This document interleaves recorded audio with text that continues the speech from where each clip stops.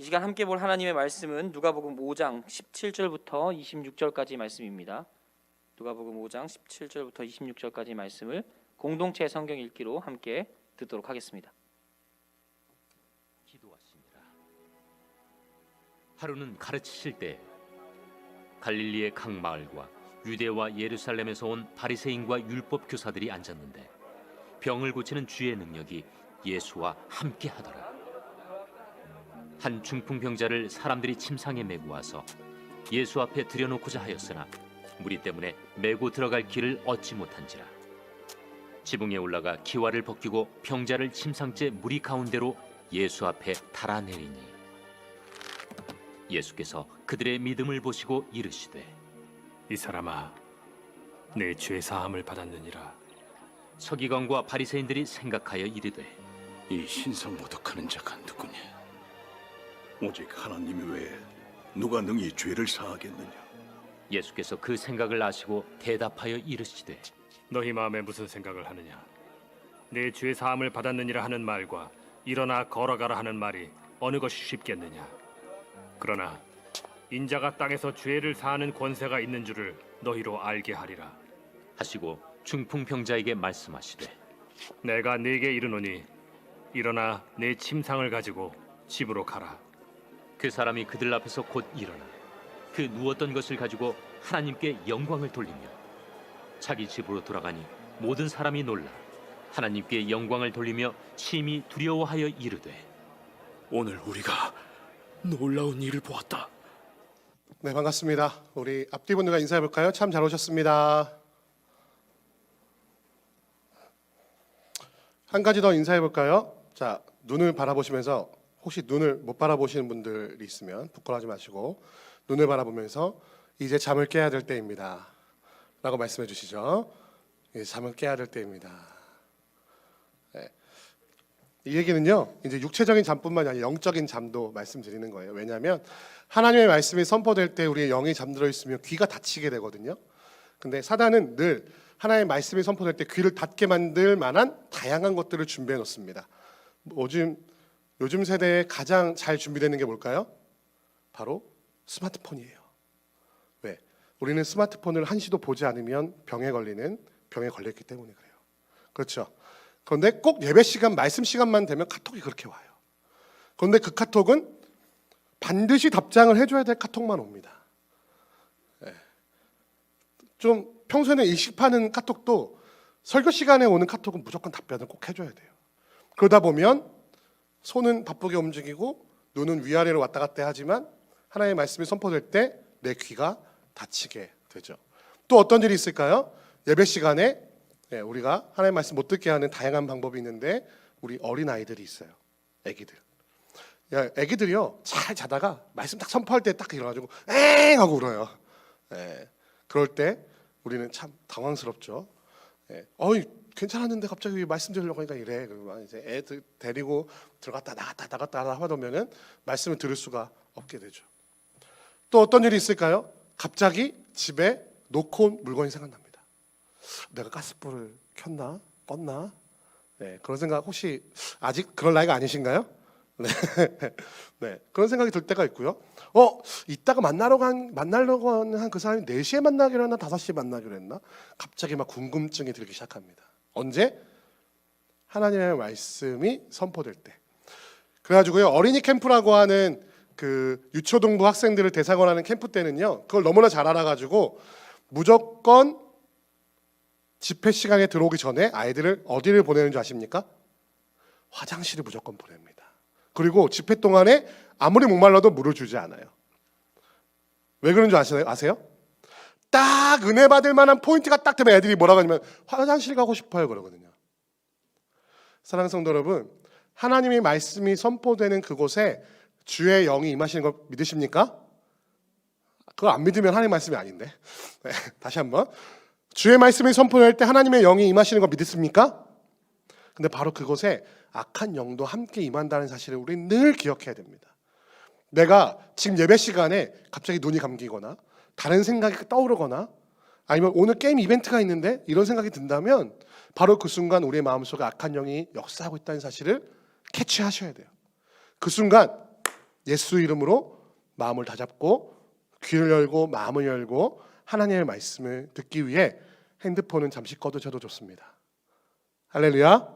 네, 우리 청년들 특히 요즘 세대를 살아가고 있는 자들한테 그 스마트폰이 하나님 앞에 나아가지 못하는 방해되는 경우가 참 많이 있어요. 그래서 꼭 끄시고 혹은 진동을 해놓으시고 연락 받아야 될 수도 있으니까 그렇게 하나님의 말씀 들으시는 여러분과 제가 되기를 소원합니다. 그런데 하나님의 말씀이 선포되는 곳이라면 시대와 공간을 상관하지 않고 악한 마귀 사탄이 역사하고 있다는 증거가 오늘 본문에도 여실히 드러나고 있습니다. 오늘 말씀 보니까 예수님께서 무엇을 하고 계셨냐면 17절에 하루는 가르치실 때에 사람들과 함께 하나님의 말씀을 듣고자 하는 자들에게 병을 고쳐주시기도 하고 말씀을 가르치시던 중에 누군가가 찾아와요. 누가 찾아왔을까요? 오늘 말씀 보니까 갈릴리의 각 마을과 유대와 예루살렘에서 온 다양한 사람들 중에 특별한 사람이 오고 있는데 누구냐면 바로 바리새인과 율법 교사들이 예수님을 찾아왔다라고 기록하고 있는 것을 볼 수가 있습니다. 이 사람들은 예수님을 만나기 위해서 각자의 고을 또 수도 예루살렘과 유대 각 곳에서 특별히 먼 길을 찾아온 사람들이었습니다. 근데 그들의 직업이 무엇이었냐면 바리새인과 율법 교사라고 성경은 기록하고 있어요. 여러분 바리새인이 뭐 하는 사람인지 혹시 기억하십니까? 바리새인들은 바리새파라고 하는 학파에서 공부를 하고 또 거기서 가르치는 바를 열심히 순종하고 실천하는 사람들을 바리새파의 사람들, 그리스도의 사람들을 뭐라고 하죠?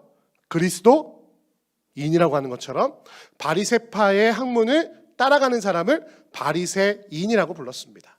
근데 당시에 바리새인들은 뭐에 열심히 열도하고 있었냐면 하나님의 말씀, 특별히 모세오경이라고 하는 율법, 유대인들에게 주어진 하나님의 그 법을 어떻게 하면 완벽하게 지킬 수 있을까? 나는 하나님의 완벽한 사람이 될 거야 라는 마음을 가지고 하나하나 연구하며 그 말씀을 완벽하게 지킬 수 있는 방법들을 연구하고 실천했던 사람들입니다.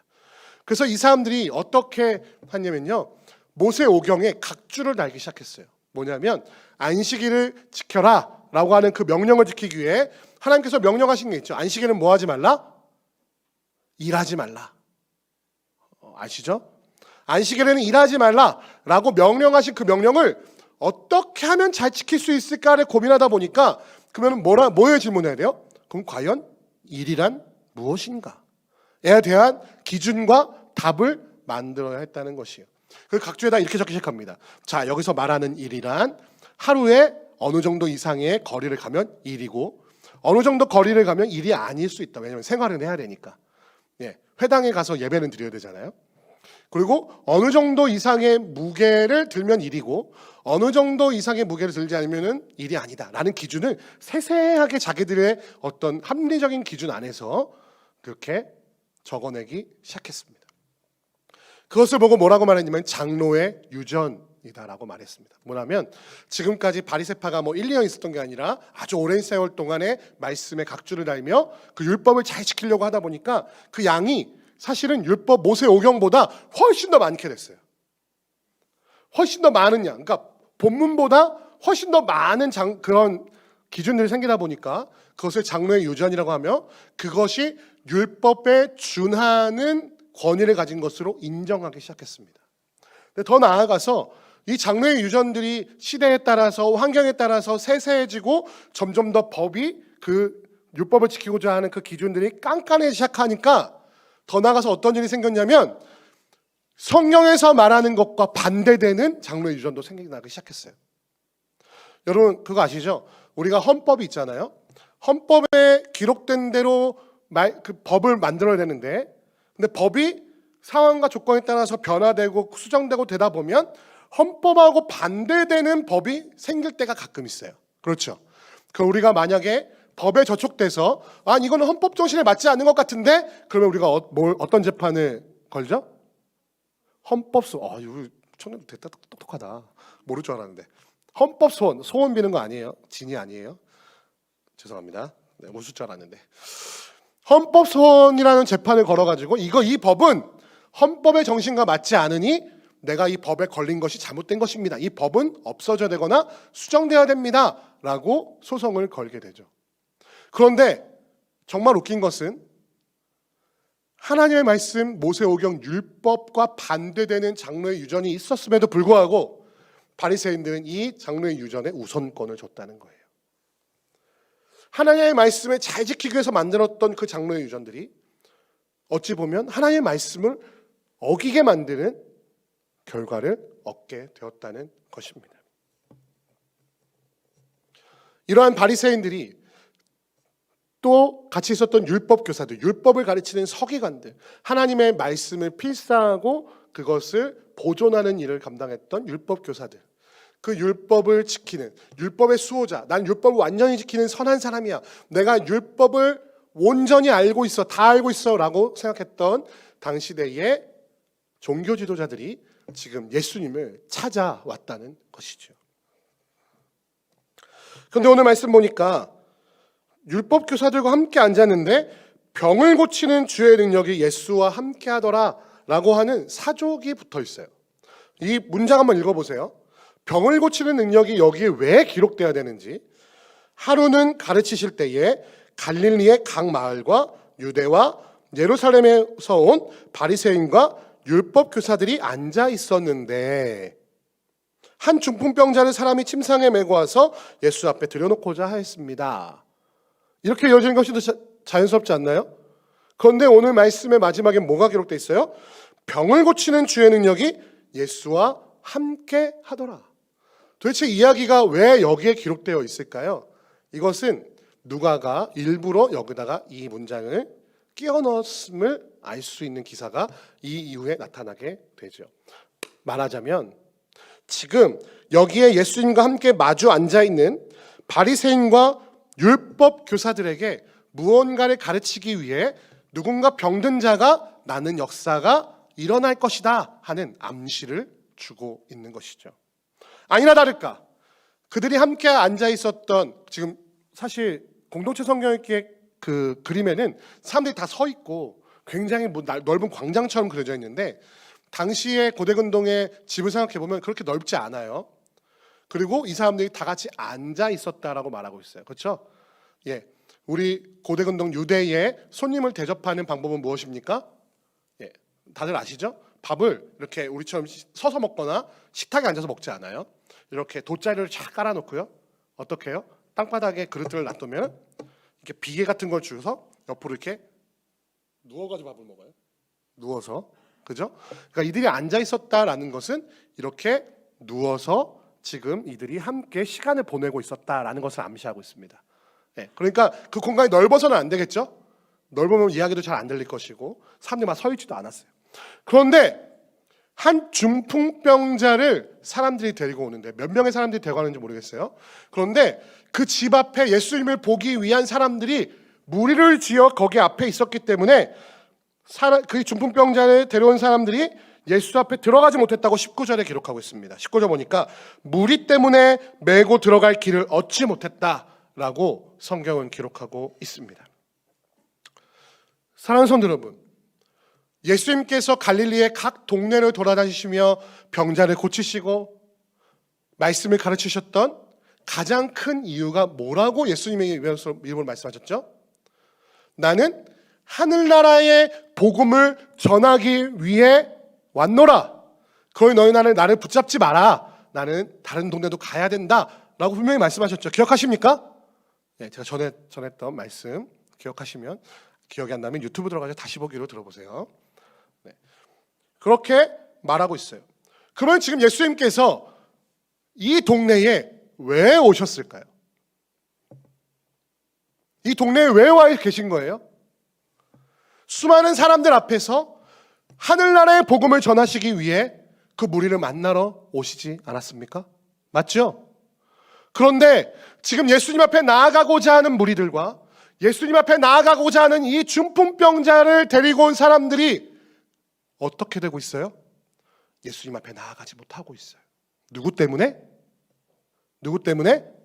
예수님을 시험하게 온, 예수님을 테스트하고 예수님이 진짜 선지자인가 알아보러 온 바리새인들과 율법 교사들 때문에.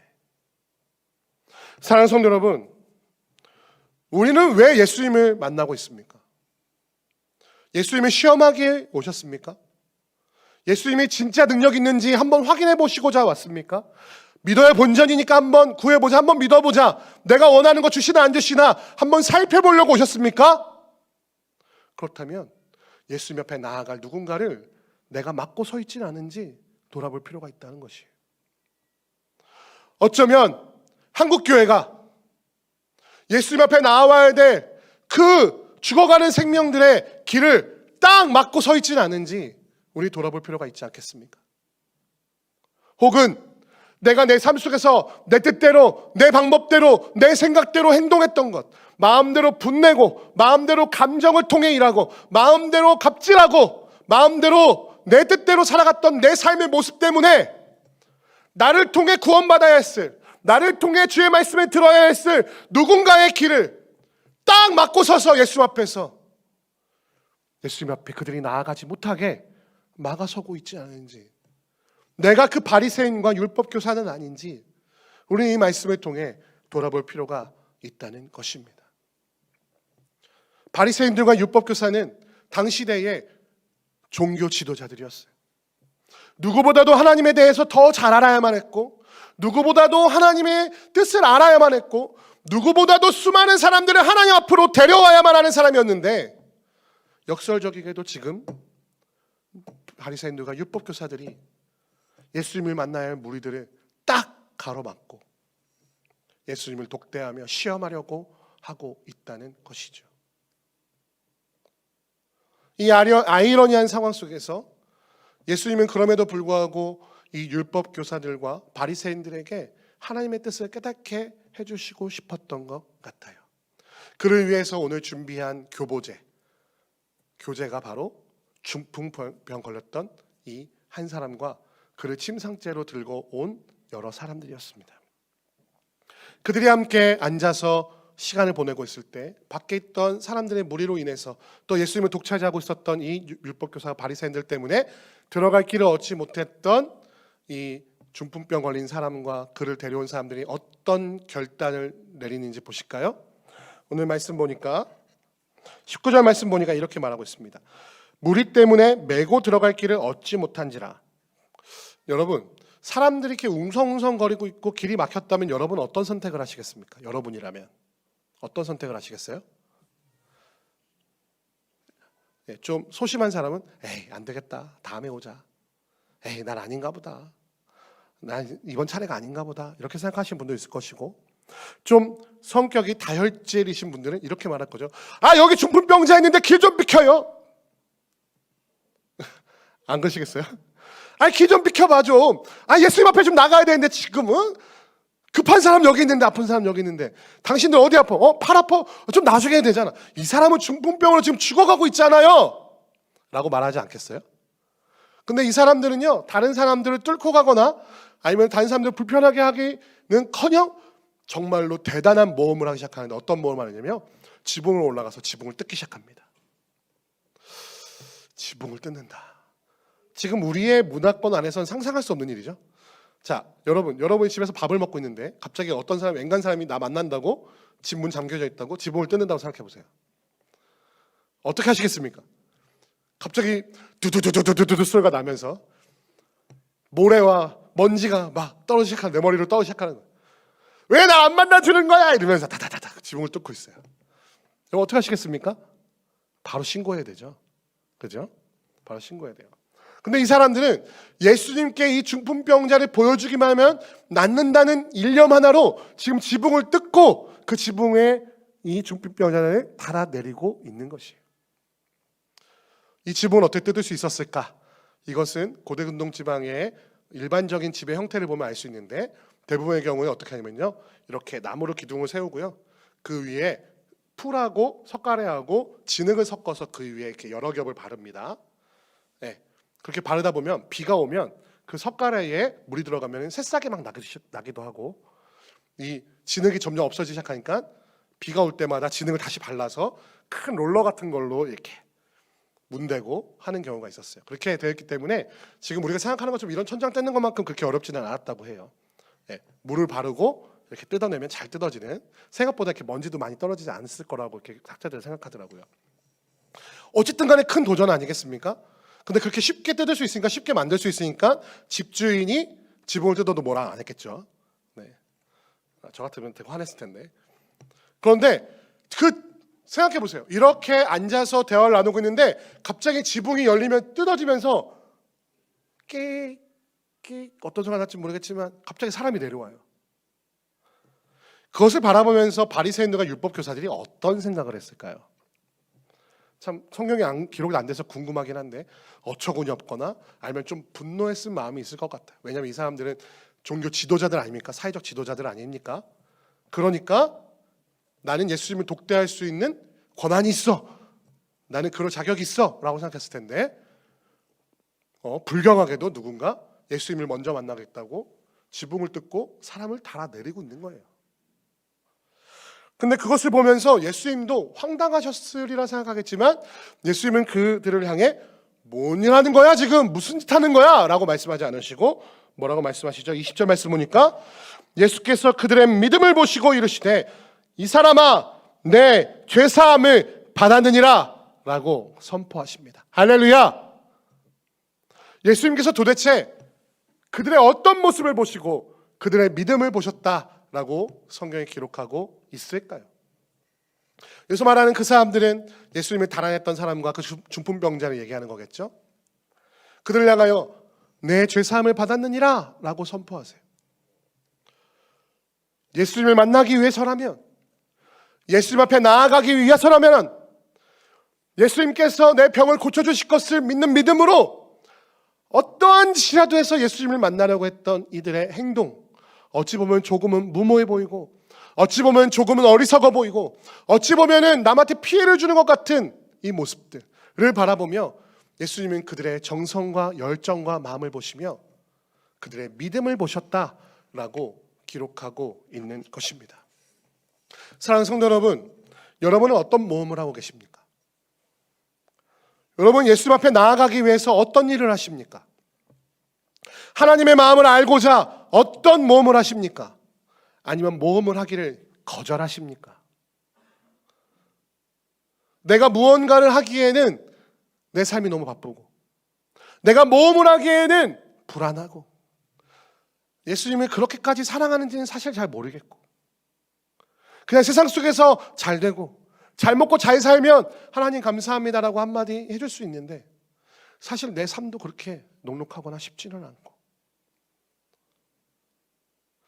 그러나 예수님은 예수님 앞에서 믿음의 모험을 하는 자들의 그 믿음을 보시기를 원하십니다.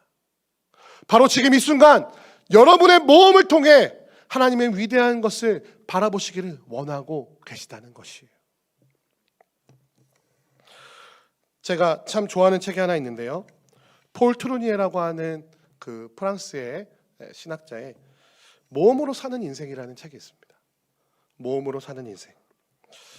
거기에는 이런 글귀가 있는데, 하나님이 목적인 삶 안에서는 어떠한 실패도 더 이상 실패가 아니며, 하나님의 인도는 떠나는 자의 것이지 머무르는 자의 것이 아니다.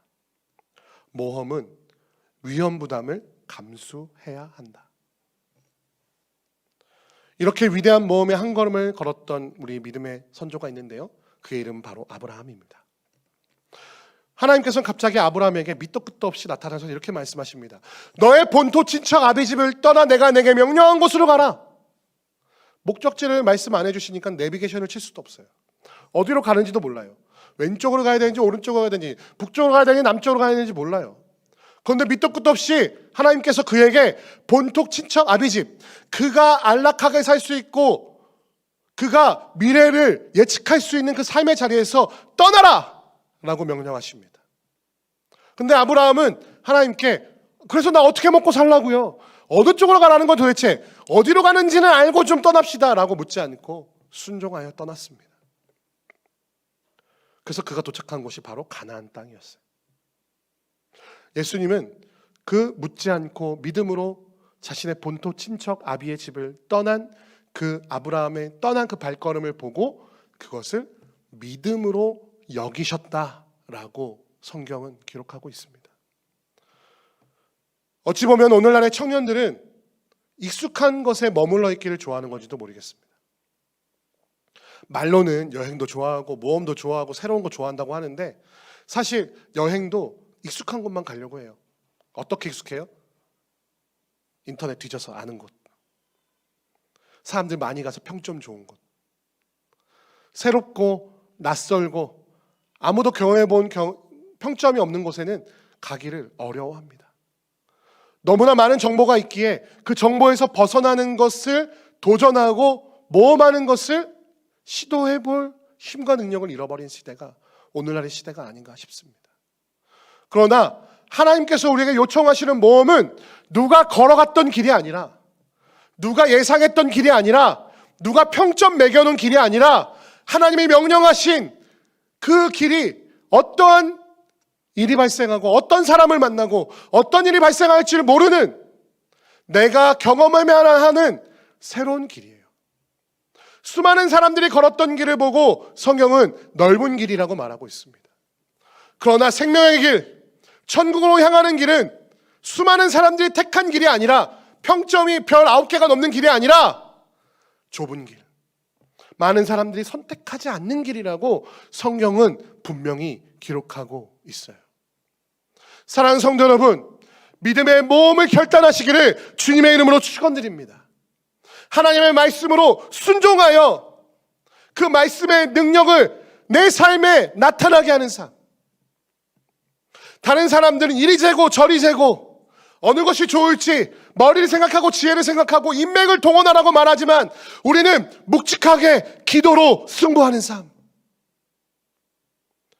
그 길을 통하여서 나는 예측하지 못하였지만, 나는 상상조차 하지 못하였지만 하나님께서 내게 열어주시는 놀라운 은혜와 그 하나님의 능력을 맛보며 나아가는 놀라운 그 모험의 삶을 살아가시기를 주님의 이름으로 축원드립니다. 특별히 청년들에게 정말로 원합니다. 세상이 말하는 대로 살지 마세요, 제발. 세상이 말하는 대로 살잖아요. 세상이 말하는 결론이 있어요. 하지만 하나님의 뜻대로, 하나님의 말씀대로 살아내는 그 모험을 선택하는 순간 하나님께서 이 말씀을 통해 약속하신 것들이 우리의 것이 될 것입니다. 우리의 삶에 나타나게 될 것입니다.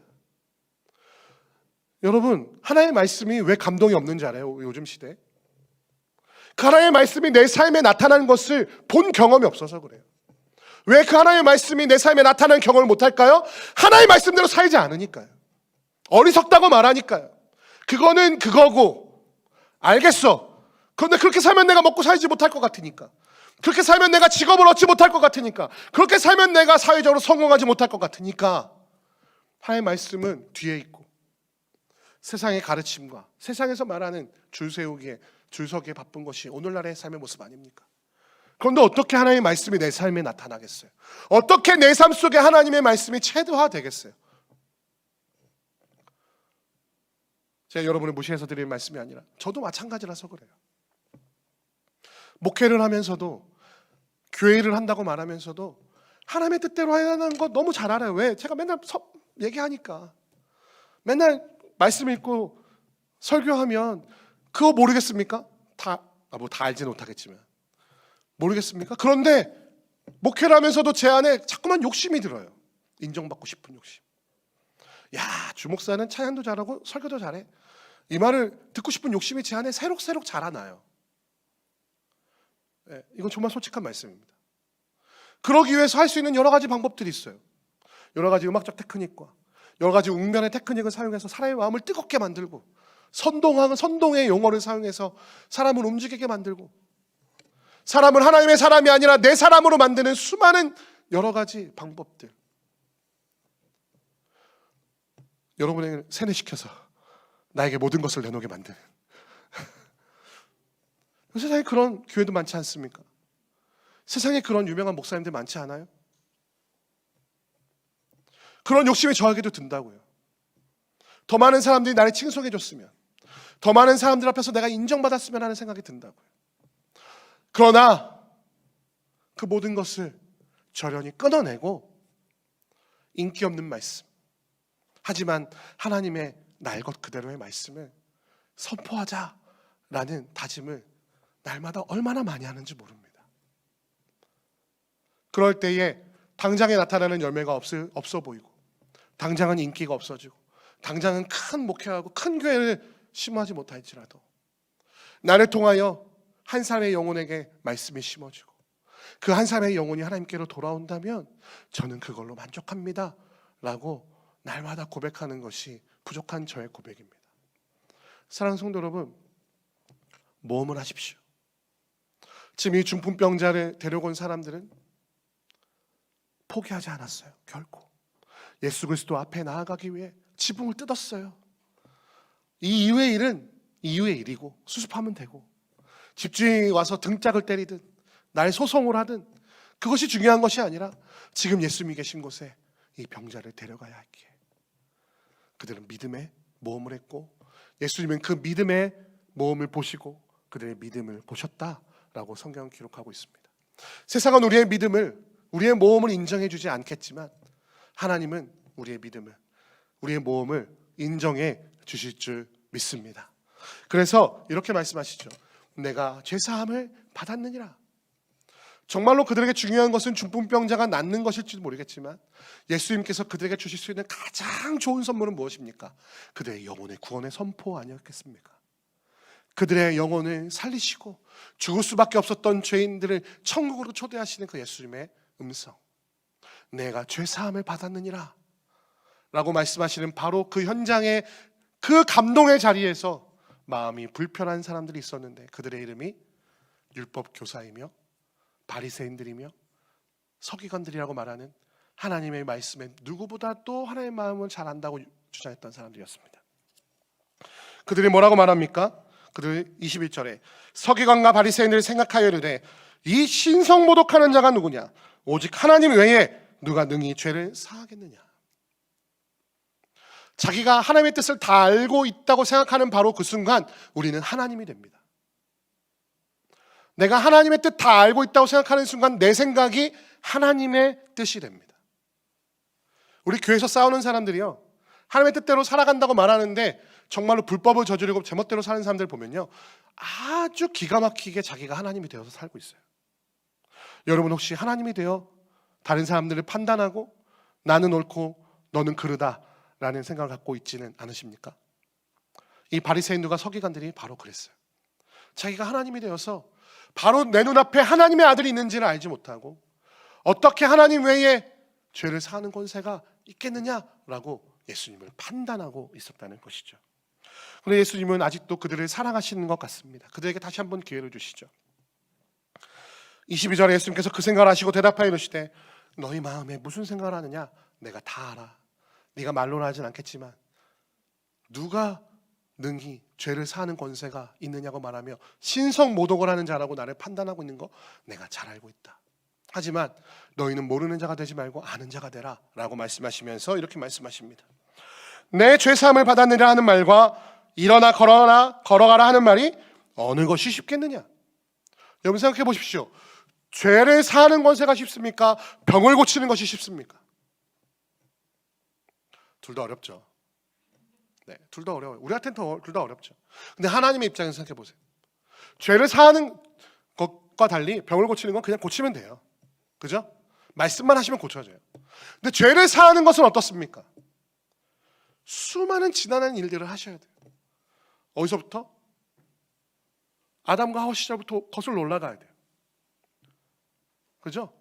여인의 자손을 통해 뱀의 머리를 짓밟게 하겠다 라고 말씀하셨던 그 원시복음으로부터 수많은 세월을 통해 바로 예수 그리스도 자신의 독생자 아들 하나님이 인간이 되셔야 되고 그 인간이 되신 예수 그리스도께서 사람들의 핍박을 받아 십자가에 달려 돌아가셔야 되고 십자가에 달려 돌아가시는 끝나는 것이 아니라 3일 만에 부활하셔서 사람들에게 보여주시고 하늘로 오르사 승천하신 뒤에 또 성령 하나님을 보내셔서 오늘날 우리와 함께 하셔야 하는 그 지난하고 길고 힘들고 어렵고 어리석어 보이는 그 구원의 길, 죄를 사하는 역사, 여러분 어느 것이 쉽겠습니까? 그러나 하나님은 쉬운 병을 고치고 우리의 기도에 응답하시고 돈 좀 달라고 하면 돈 좀 주시고 명예 좀 달라고 하면 명예 좀 주시고 그런 쉬운 것을 선택하지 않으시고 우리의 영혼을 살리기 위한 죄사함의 길을 선택하셨다는 것이죠. 그것을 믿는 자에게, 그 믿음을 가지고 예수 그리스도 앞에 나아가는 자에게 죄를 사하시는 그 예수님의 권능을 너희로 알게 하기 위해 이 일이 일어났다라고 선포하고 계십니다. 사랑하는 성도 여러분, 우리가 하나님의 뜻을 다 알고 있을까요? 66권 한번 읽으면 다 알까요? 아니요. 저는 이 성경을 지금까지 한 20번 넘게 읽은 것 같아요. 그런데 아직도 모르겠습니다. 그럼 어떻게 해야 돼요? 또 읽어야죠. 여러분, 하나님의 말씀 읽고 계십니까? 혹여나 다른 누군가 저 같은 말씀을 선포하는 사람의 말을 듣고 말씀 다 알고 있다고 생각하고 있지는 않으십니까? 아니요. 그것은 저를 통해 주시는 하나님의 말씀이고요. 여러분은 여러분의 하나님의 말씀을 들으셔야 됩니다. 어떻게? 말씀을 읽음으로. 그 생명을 주시는 하나님, 여러분의 각자의 삶에 세밀하게 역사하실 그 하나님을 발견하셔야 됩니다. 지금 바리새인과 서기관들, 율법 교사들은 예수님을 눈앞에 두고도 자신에게 말씀하시는 그 하나님의 음성을 듣지 못하고 결국엔 그 예수 그리스도를 십자가에 못 박으러 모의하러 떠나버리고 말았습니다. 하지만 그 능력을 바라보고 구원받은 중풍병자와 그 사람들은 하나님께 영광을 돌리며 이렇게 말했죠. 오늘 우리가 놀라운 일을 보았노라. 그저 병을 고치는 일이 아니라 생명을 살리시는 하나님의 역사, 그리스도를 통하여 그를 믿는 자마다 멸망치 않고 영생을 얻게 하려 하시는구나. 나는 이제 더 이상 죽는 자가 아니라 영생을 얻은 자가 되었구나 라는 놀라운 소식을 여러분은 들으시겠습니까? 아니면은 율법교사와 서기관들처럼, 바리새인들처럼 구원이 내 눈앞에 바로 있음에도 불구하고 읽으려고 하지 않고 들으려고 하지 않고 이해하려고 하지 않으며 받아들이려고 하지 않는 어리석은 자가 되시겠습니까? 말씀을 정리하겠습니다. 오늘 중풍병자의 이 사건을 통하여서 예수님은 분명 바리새인들과 율법교사들에게 하나님의 나라의 복음의 진리를 말씀해 주셨습니다. 생명이 누구에게 있는가? 죄를 사하는 권세가 누구에게 있는가? 너희는 보고 알아라. 알지 못하는 자가 되지 마라. 너희의 눈에 있는 꺼풀을 벗겨버리고 나를 바라보는 예수 그리스도를 믿는 자가 되라. 저 봐라. 믿음의 모험을 하는 저 형제들을, 예수 그리스도를 만나기 위해 지붕을 뚫고 모험하며 그들에게 다가오시는 예수 그리스도를 바라보기 위해 그들의 믿음의 모험을 하는 자들을 보지 않았느냐? 그 믿음을 통하여 그들의 죄를 사할 권세가 있는 나를 보아라 라고 예수님은 말씀하고 계신 것입니다. 여러분, 너희로 알게 하리라 라고 말씀하시는 주님의 음성 앞에 더 이상 하나님의 음성을, 하나님의 뜻을 발견하지 못하는 자가 아니라 하나님의 뜻을 알며 생명이 누구에게 있는지를 온전히 분별하는 지혜가 있으시는 여러분과 제가 되기를 주님의 이름으로 축원드립니다.